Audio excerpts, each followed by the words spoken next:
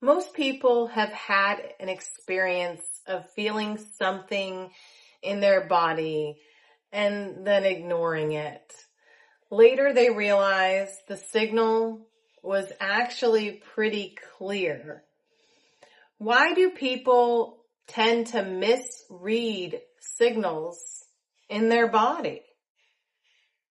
They miss those signals because the loud drumbeat of emotional intensity tricks them into thinking it's the truth.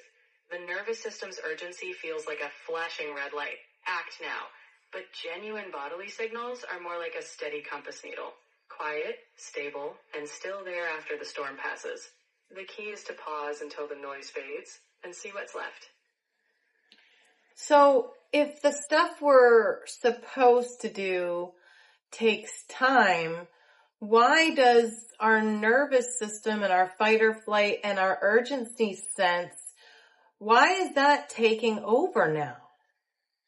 It takes over because the nervous system evolved to protect us from immediate threats, the tiger in the bushes, not the long game of life.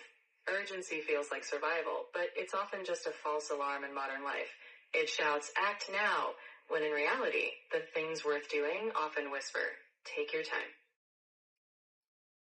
It's so loud, it's hard to hear them.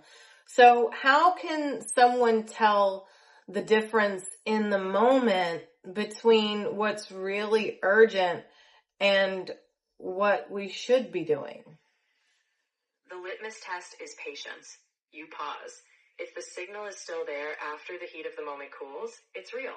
If it evaporates once your nervous system settles, it was urgency masquerading as clarity. So the difference is what lasts when you slow down, like a calm echo rather than a blaring siren.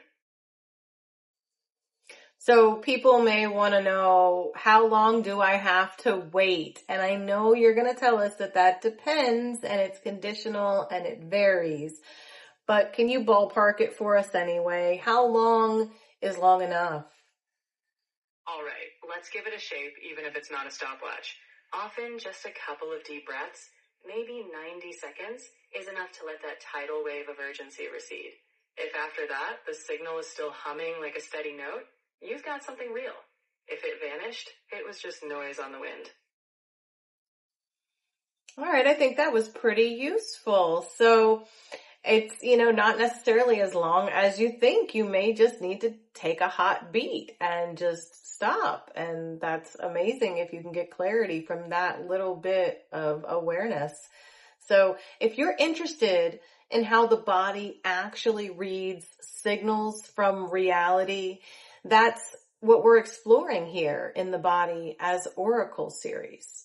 You can start with this week's episode, and I will see you next time. So Laura, would you like to sign out to our lovely, lovely wayfinders today? With delight. Wayfinders, as you map out your inner landscapes, remember, next time we'll be diving into the crossroads of intuition and impulse. Until then, may your causes be golden, and may your clarity be as crisp as the first light of dawn. See you next time.